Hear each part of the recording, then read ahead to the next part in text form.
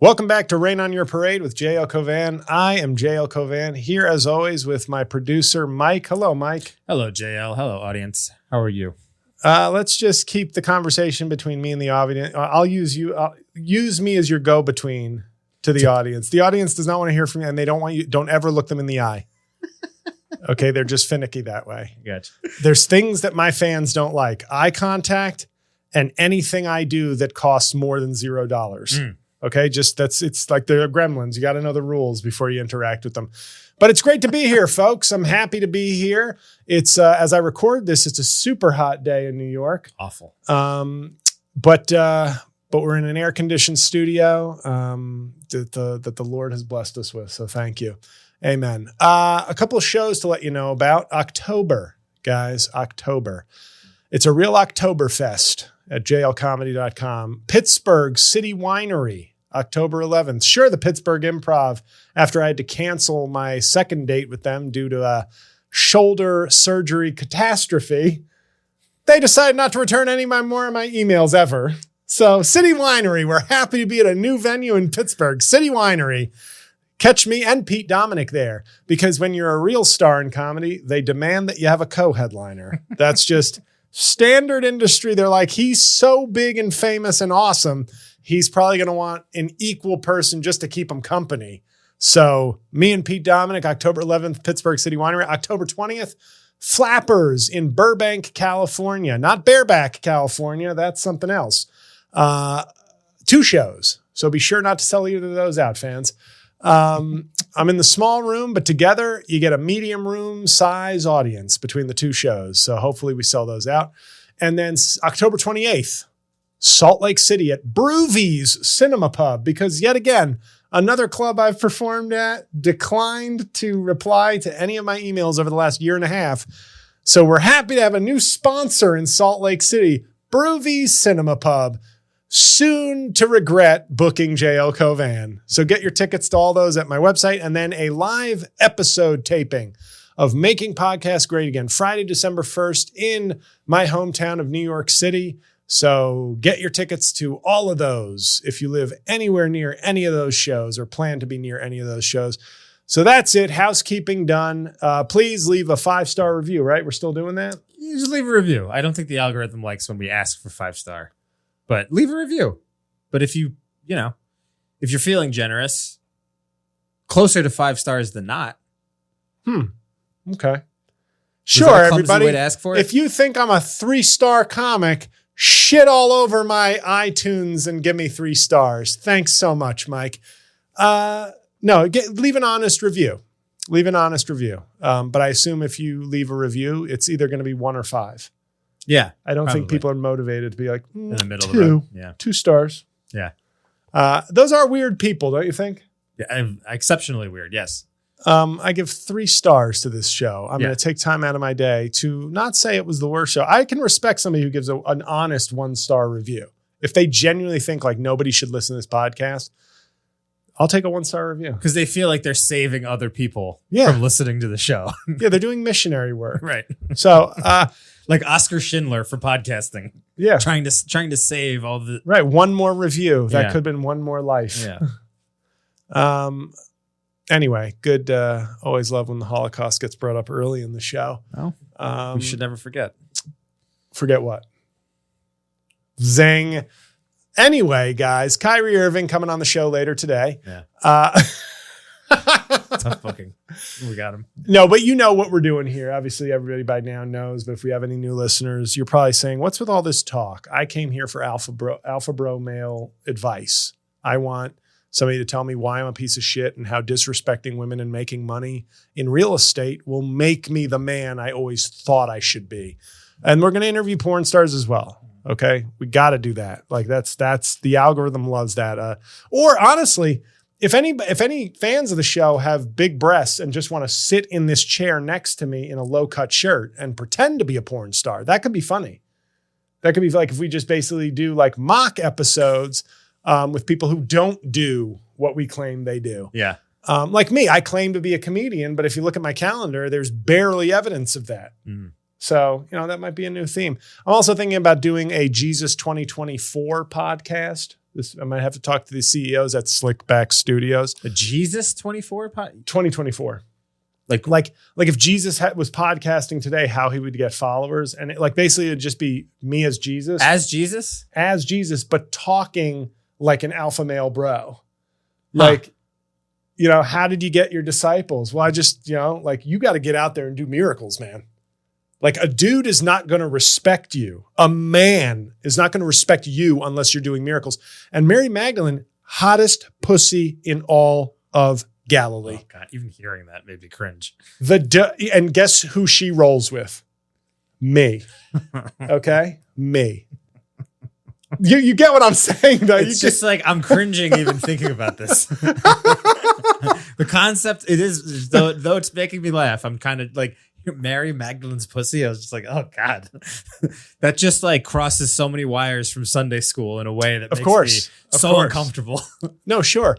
But I think there's so much in other words, because there's been talk in conservative circles, like among evangelicals who aren't completely evil, about how, more and more people in the Republican Party are like, what's with all this like woke left stuff from Jesus? Yeah. Because they're basically, I've always said this, far right Christians in this country, what they are Old Testament people who don't like Jews. Sure. So they want the branding of Christian. They like that branding. They don't want to be, but they only like the stuff from the Old Testament, the wrath, the like old school kind of morality, like very black and white kind of stuff, not the lovey-dovey shit that Jesus's woke ass brought in. And I just think Jesus coming back to do a podcast, even if it's just a sketch, it might not be like, I don't think I would actually have the patience, nor definitely you wouldn't. I would not. Right. But like one sketch, I think one sketch as Jesus doing a podcast to appeal to like great. Modern males. Yeah. You basically just take what we mock. Yeah. But then me in like a wig with a thorn of crowns and like a robe, but just delivering like his stories in an alpha male way. Like when I said turn the other cheek, I was talking to a stripper. Yeah, right. Bro, when a man says, when Will Smith slapped Chris Rock, he shouldn't have turned the other cheek. Like, you know what I mean? Like just flip everything he said so that, and then you have like testimonials from guys. Like I always thought Jesus was like a weak kind of cuck dude. Yeah. Turns out, dude, he'll fuck you up. Yeah. Like he is like these dudes like with MMA training tried to go after him. He like killed them on the spot. He just snapped his fingers and they dropped dead. Bro has 6 skills. And then like a clip of Joe Rogan, like you take an excerpt of Joe Rogan talking about a different fighter. Yeah. But you pretend I like have never seen somebody so vicious in my life. You don't want to get in the ring with that guy. He'll kill you. You're talking about an insane guy. He's an insane animal. Yeah, that's great. When he gets in there, you see Jesus just like guy tried to put him in a rear naked chokehold. Jesus broke his arm just by snapping his fingers. Like I would not get in there with Jesus. Yeah. So you see the humor. I get it. I'm not talking about really doing an actual I think podcast, it works as a sketch. Yeah. Yeah, that's a good sketch. We just gave it away, but yeah. No, that's okay. Nobody can do it like I can do it though. That's right. alpha. See, you're missing the alpha energy. Now we're getting meta. When I put out, I'm not afraid. Yeah. To put, it's like my comedy or open source code. Yeah. Try and be me. Yeah. Try and do what I do. I just gave you the recipe and your shit's still going to stink in the comedy kitchen. Anyway, guys, shows and my special Tall Boy is on YouTube. The album sales came in. I got my album sales results this week on Tall Boy. Not good. Let's just be frank. I have 200,000 followers on social media. I've entertained people through one of the worst years of their life, which they're always telling me about. And I'm like, hey, why don't you throw something in the Apple tip jar? I don't know. I think $10 every 3 years isn't so much to ask if I saved your life or made you feel joy in the depths of an apocalyptic despair. Yeah. I don't think it's too much to ask. Well, apparently it was way too much to ask. I don't use this. Okay. You're not big into stand up. I'm not into things. JL, could you stop doing things? That's not what I'm into. But the sales were awful. It still went to number one because it's very easy to go to number one, but it was. Did you post that all over social media? What? That you went number one? You do just to hide, just as PR. Yeah. I was more proud of Half Blackface, which never got to number one, but held on to number two for multiple days behind Gaffigan, whose album came out one day earlier. So there was no way I was going to get through him. Yeah. But I held off John Mulaney's album for a day and a half, which was released same day as mine. And Sarah Silverman's new album was released the same day as mine. Never passed me. Wow. So I outsold. So she's doing bad, huh? Yeah, no, she's, man, boy, oh boy, is Kyrie Irving wrong. She does not run everything. That's right. Well, because she also has the misfortune of being a woman. So well, a female. We call them females. Yeah, right. Okay, get up on your lingo. All right. But yeah, the sales for Tallboy were nothing short of catastrophic. Just not that I needed the money, but you're just kind of, okay, well, with all this following and it went number one and people were, no. And then I asked for reviews. Hey, if you can't, it still helps boost it if you leave a review. Let me put it to you this way. I had an album in 2012 come out. 75 reviews when I asked for reviews. Because I know people will stream. People will stream the album, so I can't just expect everybody to just, hey, you pay for a service. You want to pay for a service? Like, I can't demand that I'm more special that you buy my stuff. But reviews, anybody can leave them. 26 reviews or 27 reviews. So I have 1/3 the fan engagement that I did when I had 1/100th the following. That's not good. Yeah. That's not, you may not be picking up all the fans you want. Well, I can tell you what, JL, it sounds like you're going to have way more time to focus on this podcast. I am. No,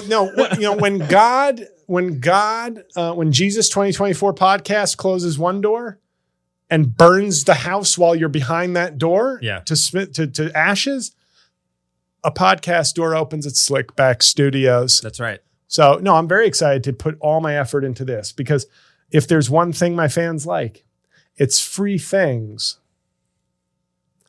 Sometimes from me, not always from me. Sometimes I do free things and they're like, pass. Yeah, right. Tallboy. This isn't free enough. No, Tallboy, 22,000, 23,000 views. I see people with literally 3,000 YouTube subscribers. Oh, they're special in a month. Oh, 68,000 views. Yeah. And that's like the low end. I have 67,000 subscribers on my main channel, 23,000 views of my first comedy special. So love you guys. Thank you so much for all the support. 1/3 of you. What happened at LensCrafters? Great point. Wow. And that's why he's the best in the business, folks. So I got laid off from my job a couple of months ago. It's the only thing I say more frequently than I used to be jacked. But I got laid off from my job. And the support, by the way, has been overwhelming from the fans. They say, we're so sorry to hear. Yeah, they're so sorry. I mean, $3 Patreon? No, can't do that. Buy your album? Absolutely not. But they're sorry. Buy tickets to your show? No, but sending light and love. Yeah. My bank account runneth over with light and love from all my fans. So thank you so much. I will see if my landlord will take light and or love for rent next month. So thank you once again. Just overwhelming support. White nationalists make $100K a month on Patreon. I make almost enough to pay, the cable bill. So anyway, but I have an expensive cable bill. So that's a little bit of a flex. So anyway, my health insurance runs out at the end of September. I'm going to have to take one of these junky Jersey plans. I may have to leave my primary care physician who's in New York because they don't seem to take any of these Jersey offered plans. But okay, but they're good in Jersey. Jersey has very good health care. So it's like, okay, a new chapter in my life. Somebody else is going to, I always thought it would be my primary care physician since I'm 22 years old who would get the first crack at my ass when it's time for a colonoscopy. But alas. But no, I mean, he's like, he got me to the promised land and now doesn't get to see it. Yeah. So sad, Dr. Moses. Buck Showalter of... Oh, God. Isn't it sad? Yeah. Don Mattingly is doing my colonoscopy. But I also have vision insurance. Now, the thing with vision insurance, Mike, are those real glasses or are those cosmetic? Okay, so because they are they're fashion glasses. But I need them to see. Yes. Yes, you're very fashionable. They serve two purposes. I guess. I need them to see. Yes. Thank you. Thank you. I have a prescription, yes. Look at you trying to segue all the things we might use as topics. Just no lube. No lube from producer Mike. Just like, we're going to talk fashion and lens crafters. You're going to take it. Take it. You want to fucking talk about it? I want you to stay on topic, Because JL, and this audience knows that if I wasn't in this chair, this would be a 4-hour podcast of you complaining that people haven't bought your album. No, it'd be 6:30. We'd be sitting here. And well, be like, it's true. But I will say this. I've seen some good comedy this year. Half Blackface is the best thing out in stand-up this year, period. Yeah. And my fans are... I believe you. Overwhelmingly, they're over... No, Tall Boy is just good. Tall Boy is just good. Half Blackface is a landmark. Yeah. I mean it. It's the one time I'll get dead serious. Half Blackface, I can't even joke about it. It's so good. Anyway, guys. So I have vision insurance, and I had vision insurance with my law firm, and it runs out September. So I always went to like an optometrist, but then I was like, you know what? History of glaucoma in my family. Let me get to the ophthalmologist. Let me upgrade, go platinum eyeball doctor. And, and they tell me I have large cups in my eyes. And I think I've told you this joke before. I don't know if I've said it on the show, but that make me susceptible to glaucoma. My recent ophthalmologist appointment, he said, you don't have glaucoma yet. And I was like, oh, thanks for the optimism. Thanks for the optimism. But stay tuned. The eye is half filled with blue blindness. So it's easily treated. You just get some eye drops once it starts to kick in. If it does, if it ever does, it may not. But they always tell me I have large cups that makes me susceptible. So I like to think of myself in the optimistic way of saying I don't have large cups. It's just that my eyes have big tits. So I went to an ophthalmologist 2 years ago, and I said, oh, good. I got my vision insurance. I got like half off lenses and stuff, which can be expensive. So he prescribed them to me, and he said, you have a big astigmatism in your left eye. So they adjusted it. I got the glasses. I'm walking outside with my new glasses going, thanks, doc. And then the fucking floor, the ground starts to rise in front of me like Inception. What the hell do you mean? Like I look like I'm like in some optical illusion. I start walking like I'm stepping, like the ground is higher than it is. So I start feeling compressed. I'm like, I was 6'7", but I now feel like one of you 5'5" losers. Because I'm like, what is happening? So I was like, you got to change this. So I take them to somebody else. They change it. They lower the stigmatism. Like they say maybe that was too much of an adjustment for you since you've never had any adjustment like that. Okay, great. But wait, hold on. They adjusted it and just gave it to you? Like they didn't have you try it before? I did, but the problem was like in the office, the depth, like it didn't, it was just like, oh, this is clearer. Cool. Then you get out into the wide open spaces, Dixie chicks. Yeah. And it's like, you're wobbling around. Whoa. Yeah. Why is the ground? What the fuck just happened? Yeah. Am I in a simulation? Am I Neo? Yeah. And so I went to get them adjusted. They did it. And I once again went and said, oh, okay, these seem good. Walked outside. Terrible. But I said, okay, let me get, one of the things they tell you can do is get used to them. Keep wearing them. The stigma, you'll get used to them. 5 days later, I had horrible vertigo, and it lasted for 2 days post ditching the glasses. So now I've spent 2 upgrades on glasses. So if you're doing the math, 50% off times 2 is no % off. So thank you, vision insurance. But here's the kicker. Thank you. I went in today to finally got an ophthalmologist to just be like, do I need the stigmatism adjusted, or can you just give me my regular prescription with these nice glasses that I picked out? Yeah. And they said, sure. So they did that. So I headed over to Lens Crafters today in 195 degree heat. Mm-hmm. I had a little time before I had to come here. So I get into Penn Station. And of course, the Lens Crafters moved from like 1 block from Penn Station to like 5th Avenue. Yeah. So I get in there, I'm sweating. It's a bunch of women looking at me like, why is this big sweaty ogre in here?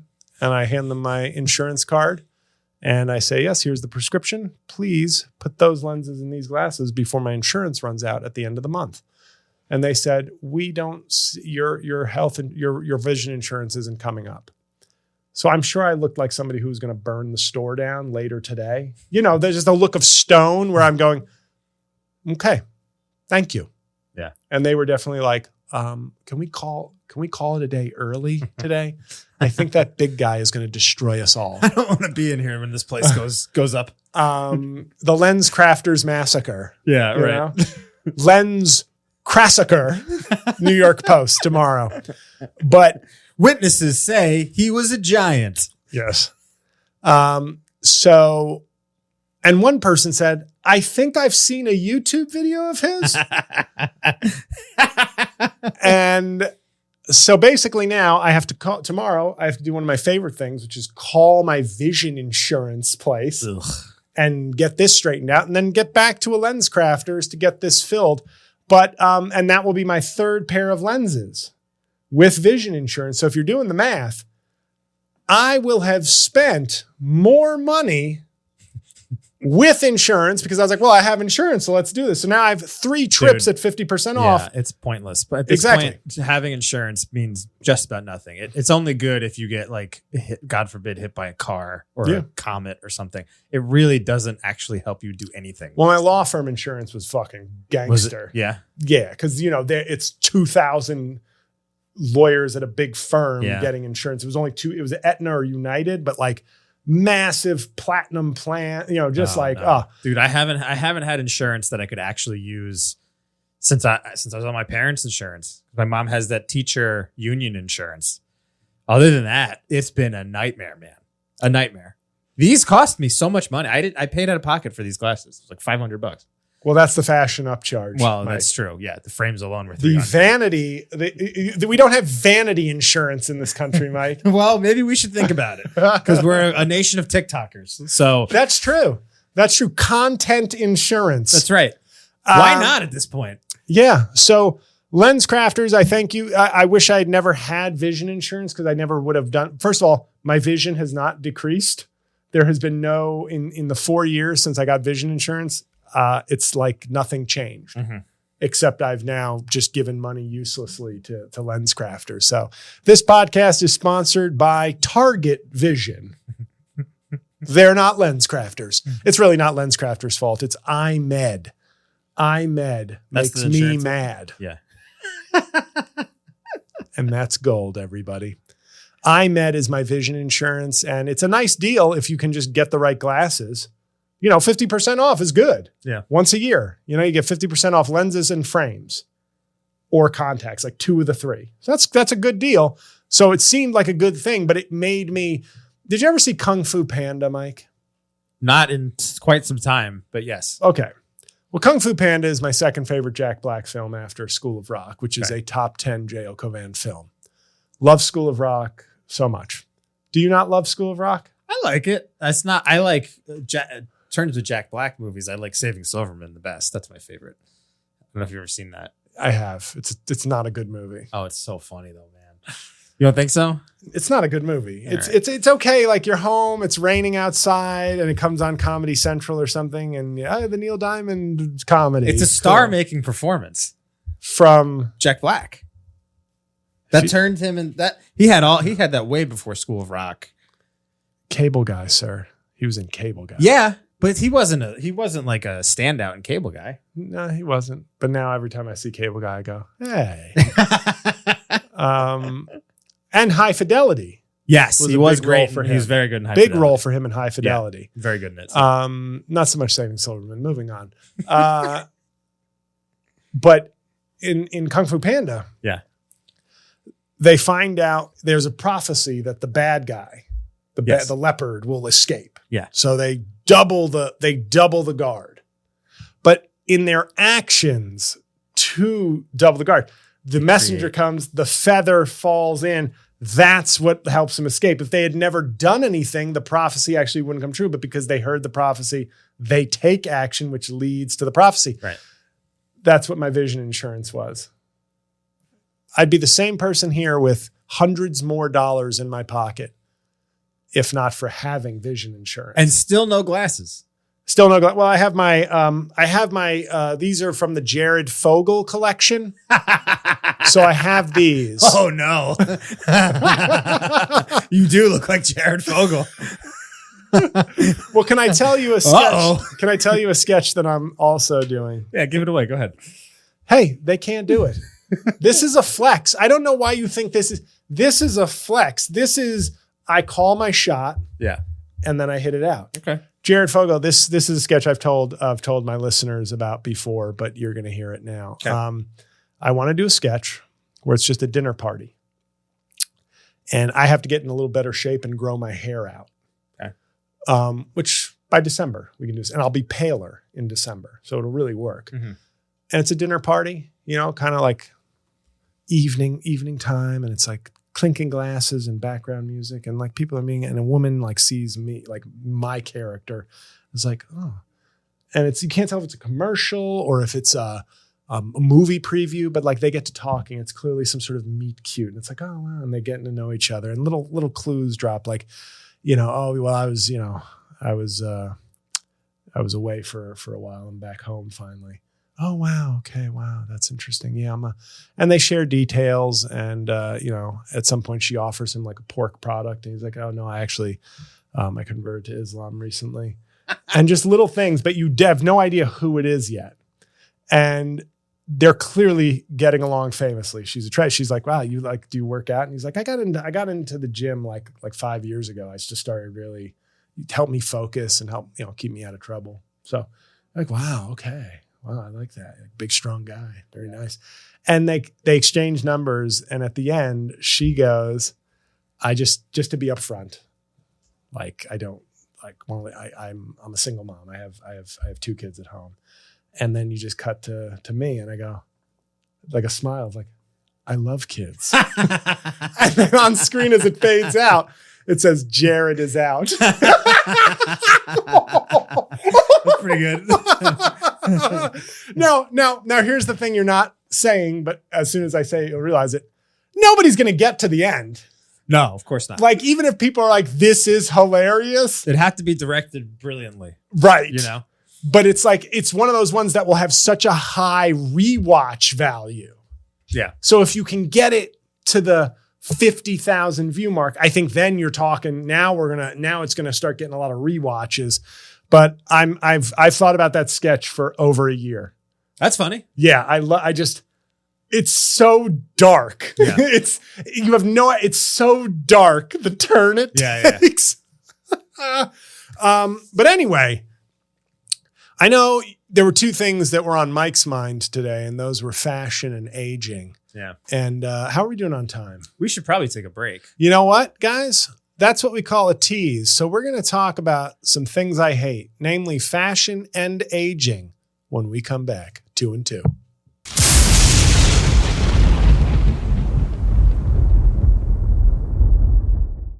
And we're back from break, everybody. How was your break, Mike? It was 11 minutes long. Okay. Yeah. And for 10 minutes and 52 seconds, I was talking. That's what he's not letting you guys know. Anyway, guys, fashion. We were talking about this before because I was just griping about seeing older men. I've always believed fashion for the most part is stupid. Do you agree, Mike? No, I don't agree at all. What a blanket statement. All fashion is stupid. It's a stupid profession. It's a stupid industry. What do you define as fashion? Just the industry of fashion, or the industry, the ever changing? And I have I have ironclad proof. Like I'm gonna. Oh, you do? Huh? I'm not giving it to you right. You're going to hear things that are going to make. You're going to have to concede some points. Because we'll see. I'm one of those. We will see. I'm one of those people who believes there's nothing wrong with a classic suit. I don't need to, just because Jeremy Piven's wearing tight Italian suits for a few seasons on Entourage, that now has to become my look. I don't like the Dr. Seuss sock look. Like I feel like fashion is like religion for not good people. As is religion. Religion is also religion for not good people. I'm exaggerating, obviously.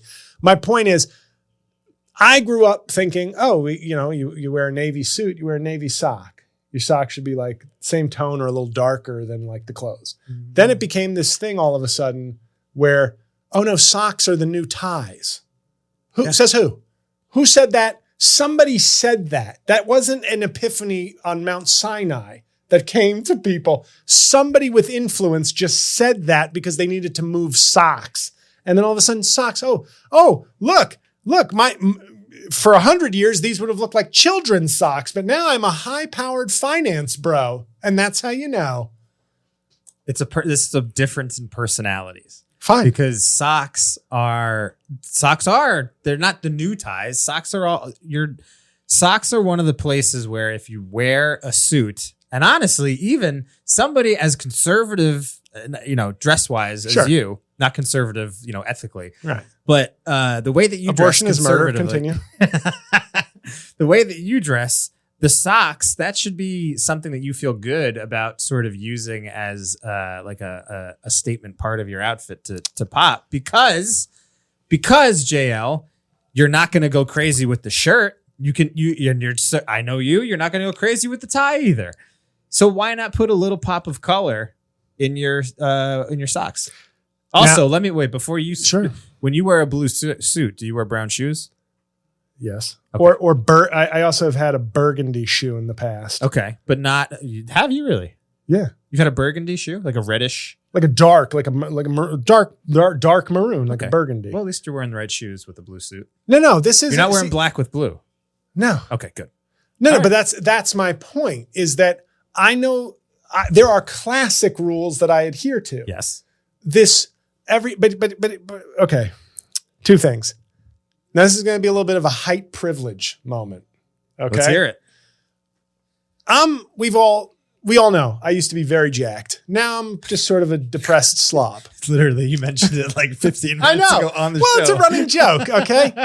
Not all of it. Some of us looked like adult versions of Matt Rife when we were younger.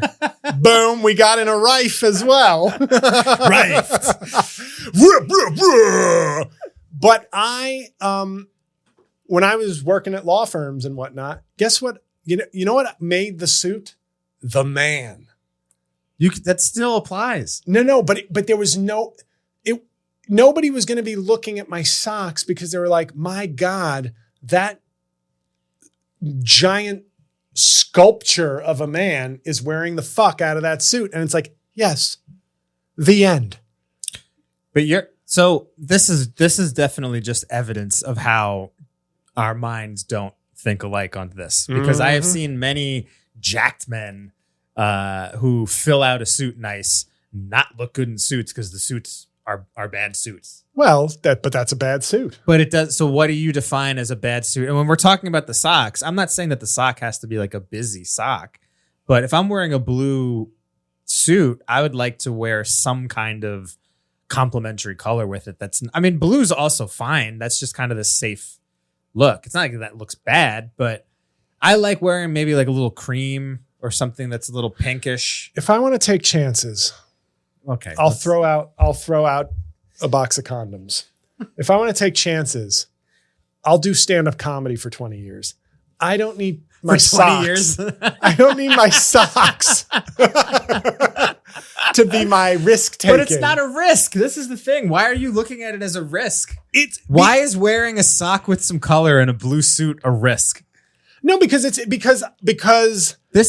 I remember a time, but I remember a time before we were loosey goosey and everything goes, when there were sensible rules to fashion. Jail. This isn't loosey goosey and everything goes. No, because here's the thing. The sock thing is a newer development. The sock, it's so funny that you look at the sock as like a marker for progress and risk taking in fashion. Because I will agree with you. As a person that really likes fashion, I've dated women in the fashion industry. I'm an admirer. Not humble brag.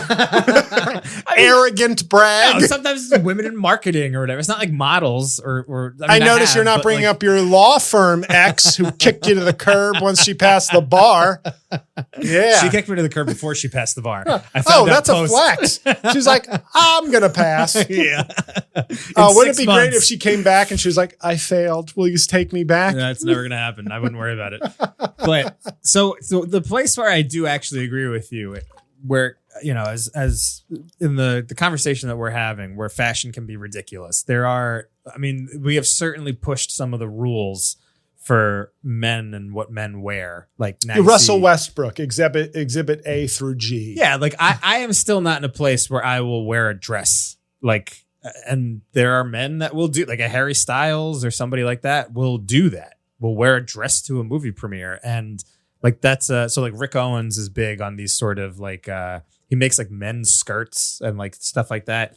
And you know, that I can understand being sort of an extremist view of fashion that you're just like you just are never going to be comfortable with, because I can't see myself ever getting to that point either. It's, to me, it's not wearing like a cream sock with maybe a polka dot or something. That's where I look at it as like, and it's just so funny to me that you look at it as a risk, that you look at it and you're like, if I'm going to take a risk, I'm going to do something else. But it's just wearing a sock. Sure. How, am I wrong? Am I no, crazy you're here? simplifying what I'm saying, but it's the lie. Now, as an observer and hater of culture, I have seen this change. And to me, what's so baffling about it is the lockstep change because fashion, to me, it's like the joke on South Park with the goth kids. Yeah. We're individuals. And it's like 5 of them doing the exact same thing. Yeah. And when I watch, like, oh yeah, I love a good sock. And it's like, but I look and I go, but you're all doing it now. Like you're all in lockstep. And my biggest example, because we've beaten up on the fellas a little bit. I want to take the women to task. Okay. Yeah, they deserve it. My favorite example of this is, you know those gladiator sandals?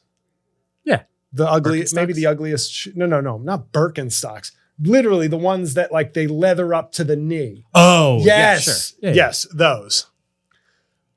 I remembered having many conversations with women when those were like sparsely noticed and universally, oh my God, those are so fucking ugly. Oh my God.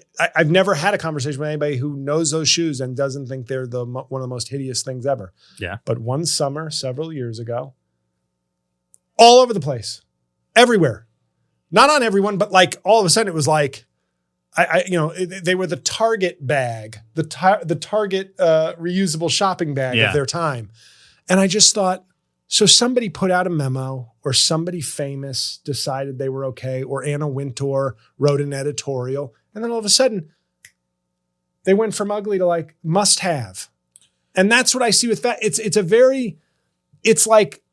the groupthink masquerading as a chance to show your individuality. Whereas my thing is like the suit works. These work, these classic looks work. So why the rush to be like everyone? If it was like a couple of people doing it, I'd be like, well, they're making a statement. They're doing their thing. But it's like, it so quickly becomes the doctrine. Now it's like, if you're not wearing Dr. Seuss socks, you're messing up the fashion game. JL, you wearing a suit to work every day and enjoying wearing a suit to work every day at a place where everybody else also wears a suit to work every day is also groupthink, is it not? Well, no, it's a requirement of the job. But all right, the way that you were speaking to me before about it and with such reverence leads me to believe that you would do it if it wasn't a requirement. Anyway. Because I look good in a suit, bro. Okay. So you want your answer to this is that you want other people to dress like you. They can't. Now I'm going to turn on alpha male, bro. Podcaster. They can try, but they can't. But logically, it's the same thing, is it not? I mean, fashion is an attempt to break out of the groupthink. It might in turn become secular and become groupthink. Okay. But wearing those different socks is a way to break away from your normal rules, your atypical rules of wearing a blue suit with blue socks and brown shoes. And sometimes it fucks up and it's not good. Yeah. Not all fashion is good. In fact, much of it is bad. But that's just because a lot of people have bad taste. So I've already gotten you to much of it is bad. So I feel like that's already concession to me. I think that like high fashion, there's a lot of is horseshit. absurd. Yeah, Zoolander captured it. I mean, like derelict. I mean, it's its own world of art, and I think if you're like heavily entrenched in that world and you're a designer, like it's more interesting artistically to take chances and try to do something different. And I understand that and respect that as an art form, but I don't think that most people have a need to wear that type of clothing in everyday life. It's just impractical in a way that's like silly, But you draw the line at socks, and I draw the line at leather skirts for men. Goofy couture. Yeah, right. Exactly. During the winter, I often get on stage in like a big flannel shirt and I go, I'm wearing the Suge Knight winter collection. That always gets a laugh from people who know, which is 10% of the audience. Yeah. That's the part I don't share. But it's fashion. There's something, like pants. Just let's go pants. Like, okay, we go through these phases. That's what it almost feels like, a game, not a chance. It's almost like a whack-a-mole game where it's like, oh my God, you're wearing high waters, gross. And then all of a sudden, like 15 years later, it's like, oh no, that's the look now. Oh, I have high waters. Yeah, I know you do. I've seen the pictures, and this might shock you. I basically have dressed the same way my entire life. Oh, am I shocked? I don't know. I've seen you wear, what's funny? Every time I go through the footage of this show and I try to categorize it, I go, was he wearing, that's not a different shirt, is it? And it is, but it's only different by like one stripe, one blue stripe on the shirt. It's so this is a different footage because the blue stripe is here instead of here. The one thing though that I have to say is my wardrobe right now is more limited than it will be when we're doing this podcast 5 months from now. Well, because I'm coming off 100 degrees. But not just that. I am in I only have a select group of clothing that works right now for fat me. Yeah. But now that I'm getting back to the gym finally, it's like, I don't like to buy clothes for like temporary phases. Yeah. Like if it was maternity clothes, obviously are an exception to this rule. Yes, right. But other than that, I'm like, well, if I have enough to wear and I'm going to be 40 pounds lighter in 5 months, why go get more stuff? But it's also, as we both are aware, it's a lifetime of telling yourself you're going to be 40 pounds. Not you, both of us, people. Because I'm doing that too. I constantly am like trying to fit into clothes that I used to fit into at the beginning of the year. And I'm like, 6 weeks from now, come on. And then 6 weeks roll around and I'm like, oh, it fits worse than it did. No. What happened? Wait a minute. But for me, I think I was that guy who was always saying that for a decade. Yeah. But in 2021, I did it. Oh, I know. That's what's like unfortunate is that it's like, oh shit. Like, I mean, Laura was always saying to me, like, you keep saying that. But then I did it. Yeah. And she never gave me like a you pound? did it. Yeah. She was just like, Yeah. It's very low key. Well, this is the thing. And aging was the other thing that we were going to talk about, obviously. I'm not done talking fashion. Okay. Keep going then. No, I'll let you do your little segue producer magic soon. But I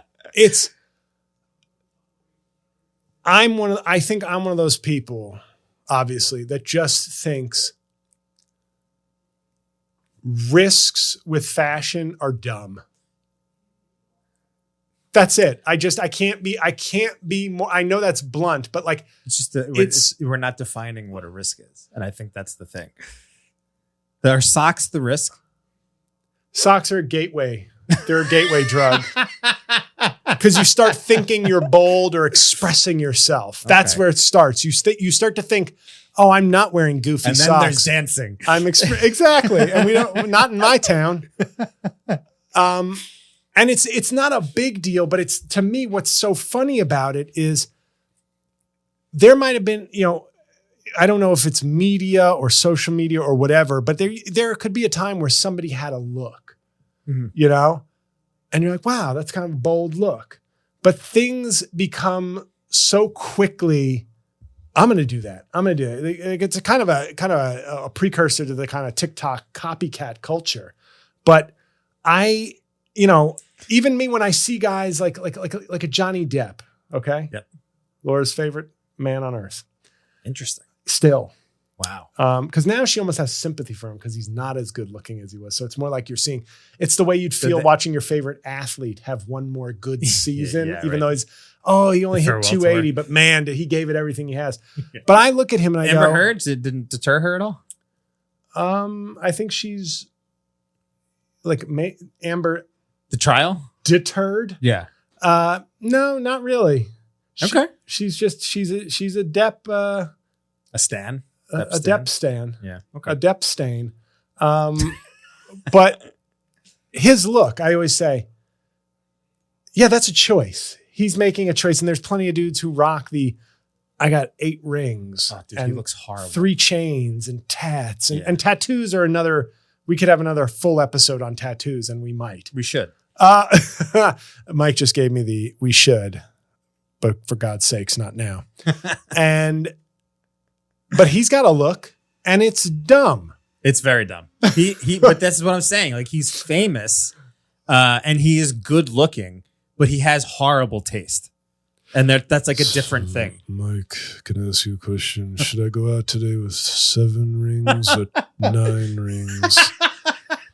I'm feeling today might be a 6 scarf day, but why don't we go crazy and go 9 scarves?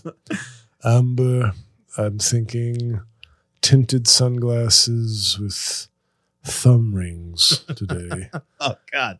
But it's a process, and Carolla used to talk about this, but it is a process where you do wonder, like, I saw a guy wearing like 9 rings the other day, and I was like, you had to put those on. Like, you had to like be like, well, it's time for the rings. Yeah. And I think it's all like, I think and I give a lot more leeway, whether this is sexist or patriarchal or just I've been conditioned this way, for women to take more chances and be bolder or more unique with their look. I think, whereas I think fashion-wise, I'll admit to my own prejudice a little bit. I feel like men are the car and women are the Mercedes symbol. When it comes to a look, a fashion kind, it's like you think so. You think the woman is part of the look for men or women? If they do that, vice versa. You think the arm candy? No, but I'm not saying arm candy. It's almost like the way you might fashion-wise, like a man in a suit, but then that tie and those socks are where the pop happens. That's the pop. Yeah, I'm more of I'm in my suit, and the lady can be the flair. She can take more chances. She can do. So how do you feel about jewelry, like a watch specifically? Do you care about watches? I have a nice watch. I think the whole watch culture is a watch guy, big time. Is more disgusting than sneaker culture to me. No. Why? Tell me why. Get a nice watch and it tells time. But it's about more than that. There's status. Exactly. Yes. See that, and that's not me. Like, what if I found a watch that looked good on me that cost $100? The $8,000 watch people would be like, psh, psh. No, you can have nice watches that are not necessarily that expensive. Although, I mean, like, it's, a Rolex speaks for itself, I think. But I don't, and that's I think that gets to my core, which is, I speak for me, motherfucker. Ugh. Like, I speak for me. You want a world of individuals, JL. But unfortunately, someone's got to be the sheep. Let's be serious. Isn't that the root of the problem here? Isn't that the reason this podcast exists? But like, when I like the watch guys, I hate the watch guy. I don't mind somebody who likes a watch, but when it becomes like, because it's not about you for you, which is, if you want to make the argument, see, because you're making kind of conflicting arguments against me, which is, if you're doing this for you, like the socks, the tie, the maybe a different look is like, you want to express yourself, but then that might be an express yourself for me. Yeah. Whereas a watch is like, I want to express myself so that people think I'm like, but that's not kind of an internal expression. That's I want validation. I could argue that fashion, if you want to say fashion's about speaking out or making your individual choice and your individual sort of voice known or style, fine. That argument, but that conflicts with I also want this stuff so people know I'm a fucking boss. Well, I think designing clothing is like a real source of expression if you do it at a level that's not like, here's a t-shirt with words on it, Oh, by the way, I have a tip of the hat that I have to, I don't often do this, but with an ex who is a big Project Runway fan, the same ex that led me to Hogarden beer and Crumbs cupcakes. So just a couple of, other than that, apocalyptic, but there were moments. Can't forget Crumbs. And she was big on saying, one of her things was to see what shoes and what watch or what belt and what watch a man had. And I said, yeah, this is probably not going to work out. If you have like a scouting report, if you have a scouting report for men, like what you check for before you get to, it's like, okay, good for you. I agree with her 100%, 100%. And I think, here's the thing, JL, people that think like me. So there is this story, when I worked in Disney World, I'll make this very short. When I worked in Disney World for 6 months in the college program, I had this big, I got into a fight with one of the bus drivers who was supposed to take me to my shift, and he kicked me off the bus. And I was maybe they should fear you. I was late to work because of these guys, and I needed them. I was really mad at them, and I was trying to figure out like a way to get to work. And the boss of the bus depot comes out, and he starts I was like 22. He was trying to intimidate me, but he was dressed like shit. And because he was dressed bad, he was wearing like a Van Heusen tie and like bad pants and bad shoes. Like he just looked like a mess. When he came out to try to intimidate me, I remember telling him, and I was pissed, but I was like, I need to talk to an important man. And the way you were dressed, you are not an important man. Please bring me somebody to talk to. And the guy like walked away, and I eventually got an Escalade that brought me to my shift that day. I'm sorry. Are we doing an alpha male bro podcast right now? I'm saying that I wasn't intimidated by this person because he was dressed badly. And if that guy had come and postured at me and he looked like he kind of like had his shit together, a lot of that comes from dressing. I absolutely would not have done that. I would have been like, but sir, you don't understand. I would have like groveled. Whereas I took this person to task because I looked at his belt and his shoes and his watch, and I was just like, this is not an important person. So, and if he was a 6'7" Adonis who just sort of whatever he wore hung on him like it was meant to be, would you look down on that person? Or would you say this is an intimidating, important human being? Well, it's hard to say, JL, because you are not a stupid man, and it's hard to place you in a suit in Florida in a bus depot. It's really hard to think like that, and I know that you're a smart guy, so it's a different level of intimidation because I'm personally intimidated by people that I think are as smart or smarter than me in situations, and obviously, like you fit that bill, so that's part of the thing. But I do feel like I have the way that I'm wired, and maybe it's because of like in the Italian culture, like dressing is a very important thing. Sure. I can't really there's a certain level of respect that I can't reach with another man that is not dressed like consistently very well. Guys, I hope you realize this winter I'm going to be coming in here in a suit. I hope you do. Once it's not 95 degrees out, the Armani's coming out over here. I'm telling you, I'm going to look like Pat Riley in this chair. All right, fair enough. It's 100 degrees out today, so I had to wear a hat and a t-shirt. And I'm going to be the other coach that gets fired on winning time. Paul Westhead, yeah. So obviously we're not going to agree here. Fashion to me has just always been an irritant. But I was going to say Project Runway. I saw the one season I watched, kind of under obligation, but I still kind of enjoyed it. Christian Siriano, who's a big time guy.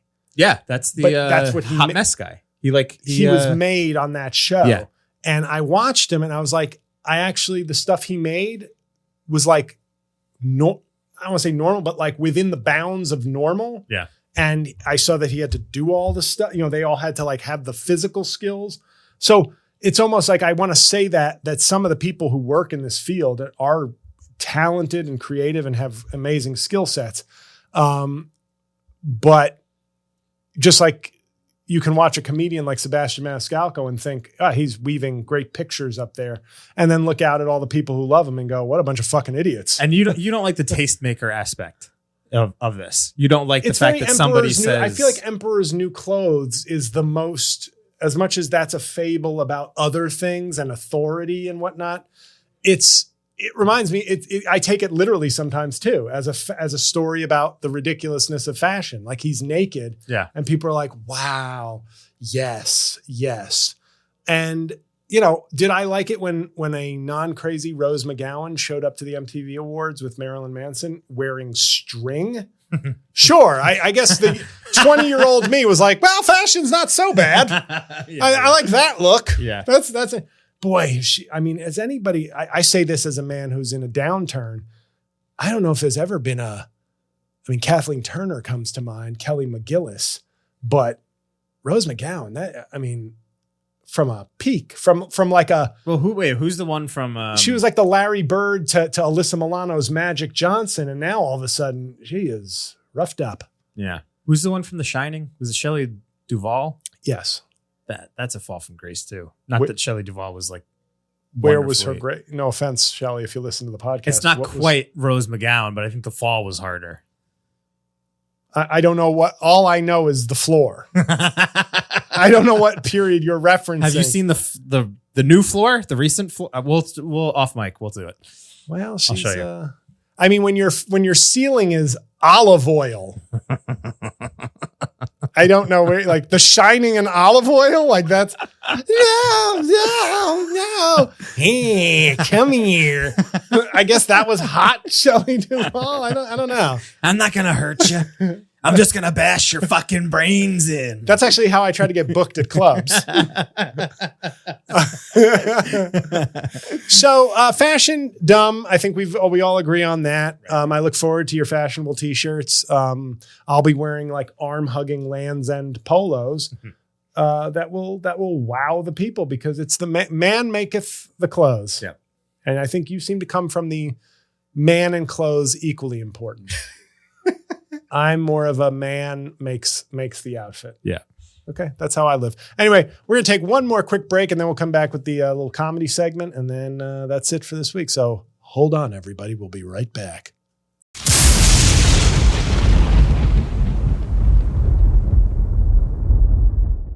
And we're back, everybody, for everybody's third favorite segment of the 3-segment show, Comedy Takes from JL. The first one, before we get to my special review, not mine. We all know Half Blackface is a masterpiece. But the punchdown of the week, the punchdown, where a fan or friend or stranger just decides that a joke I posted needs something extra, and it's always not good. So I posted this on Facebook, or Meta, World Peace. And do you know the soccer coach, the soccer like leader in Spain? He's not the coach, but the guy who's like the leader of the federation or whatever. Well, the guy that got fired? No, the coach got fired. Oh. The guy who did the kiss is still like suspended, but not fired. Have you seen the kiss? No.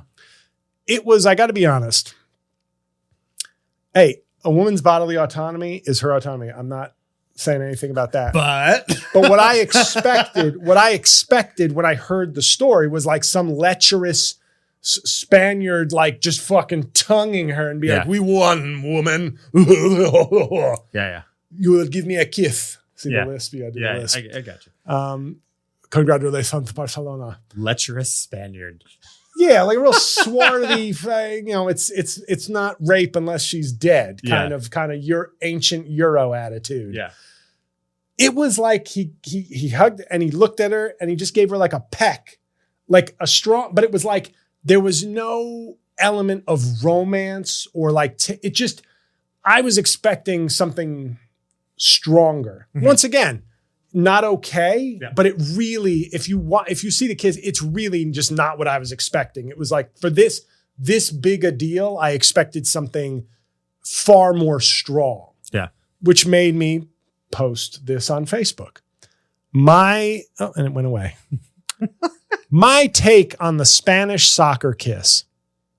Adrian Brody definitely picked the right era to flat out mouth assault Halle Berry. So you know what I'm referencing. When he won the Oscar in 2002, he grabbed the world's most beautiful woman in her prime. And I mean, if that had happened, that would never happen post Me Too, but he'd be done. Yeah. And if you look back on it, there's some party that's like, oh, that's like old, just swashbuckling. But it was like, she looked stunned. She didn't look like this was funny. He like grabbed Halle Berry and like kissed her deeply. Yeah. That's what I was expecting, something more on par with that. Yeah. Than what I saw, which was like 1/20th is how I describe it. But somebody punched it up for me. Could have been worse. Thankfully, he's a soccer player, so he couldn't use his hands. Blocked. So, you know, I mean, a hands soccer joke. Oh boy, I tell you. Could have been worse. And I wanted to be like, could have also been worse. He could have finger banged her. Yeah. Like, let's just keep this becoming worse and worse and not funny. Right. Anyway, prayers up for that soccer guy. You're not on camera, Mike, but you're giving a wild thumbs up in agreement. But now I want to talk about one special I saw before I get out of here. I'm on a time crunch, which I've violated severely. But I saw Tracy Morgan's new special, and it was called what again? I keep purging it from my mind. It was called damn, I just had it. I'm taking it too far. Taking it too far, yeah. I'm taking it too far. I don't give a fuck. Let me tell you something. Congratulations for him on all his success, both on 30 Rock and in courts of law. But to me, there's nothing worse. I've never been a fan of Tracy Morgan's stand-up.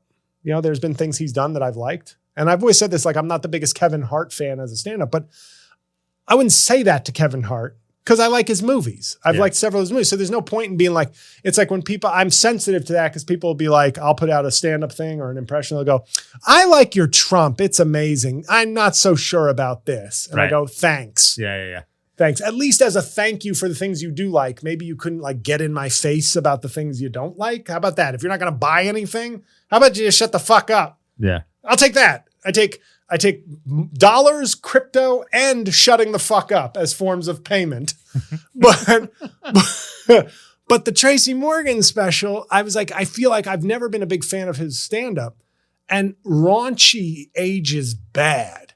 Take it from somebody who's seen Andrew Dice Clay twice recently against my will. He opened for Guns N' Roses and for Bill Burr. He opened for Guns N' Roses? Yes, because he actually opened for them, I guess, like at the peak of his powers in like the early 90s. And when they were at the peak of their powers, I think he came out and probably just like, you know, raw dogged a fan like on stage and was like, oh, being famous is awesome. I took this slut from the front row and I came in a pub. Welcome to the jungle. Like the worst. Yeah. And then he went in front of Burr. He went in front of Burr, and Burr, I think he's like an idol of Bill Burr. Yes. Just at the right time, the right age. Fine. Yes. I respect that. That's Bill Burr. I love Bill Burr's comedy.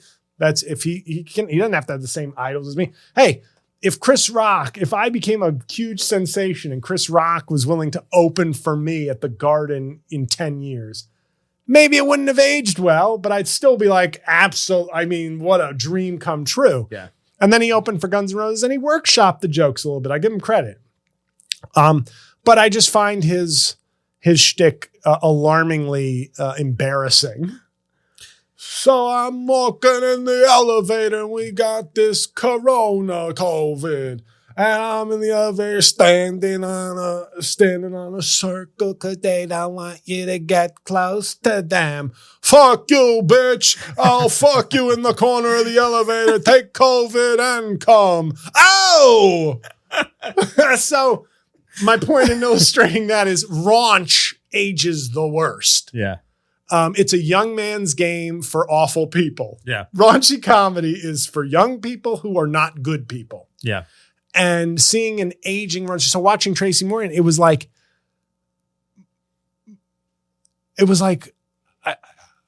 I watched it out of curiosity, but I was like, this just doesn't. You're always going to be able to fill a room. You're a famous person that people really like your work, but boy, was this.